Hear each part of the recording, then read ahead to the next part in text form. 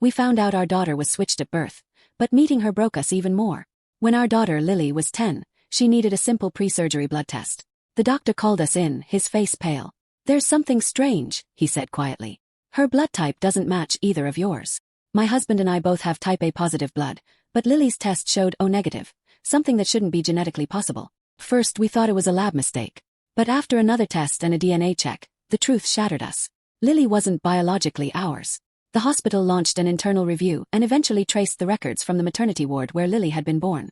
Another baby girl, named Emma, had been delivered minutes apart from her. The hospital believed the infants had been accidentally switched. That night, I stood in Lily's room watching her sleep, her little hands curled under her cheek. Nothing about my love for her changed, but the floor beneath me had disappeared. My husband and I agreed not to tell her, at least not until we could process everything. I contacted the family the hospital identified.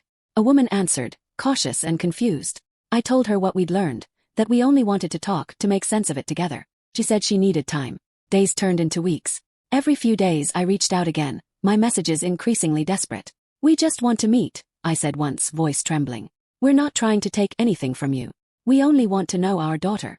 Each time the woman's husband would reply, calm but cold, "Now isn't a good time." My husband grew impatient. "We've lost 10 years with our own child," he said one night, gripping the phone. "We deserve the truth." Finally, after a month of silence, they agreed to meet, at a small diner halfway between our towns. When we arrived, they were already seated. The woman's eyes were red, her husband's face hollow from sleepless nights. We sat down and I asked the question I'd been holding in for weeks. "Where's Emma? When can we see her?"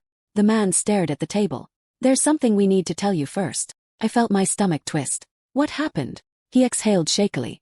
"These have been the hardest 2 years of our lives. We tried to reach out before, but we couldn't." 2 years, I repeated. You knew all this time." His wife broke into tears. "We found out when Emma needed a blood test just like you. But then something happened." My husband's voice rose. "Where is she now?" The man's lips trembled. "She's gone," he whispered. "Emma died 2 years ago. It was an accident. We left her in the car one hot afternoon. We thought we'd only be a few minutes." Everything inside me collapsed. My husband's chair crashed backward as he stood. I couldn't breathe. The woman sobbed uncontrollably, repeating "I'm sorry" over and over. We came hoping to meet our daughter, but instead we buried her in our hearts that day.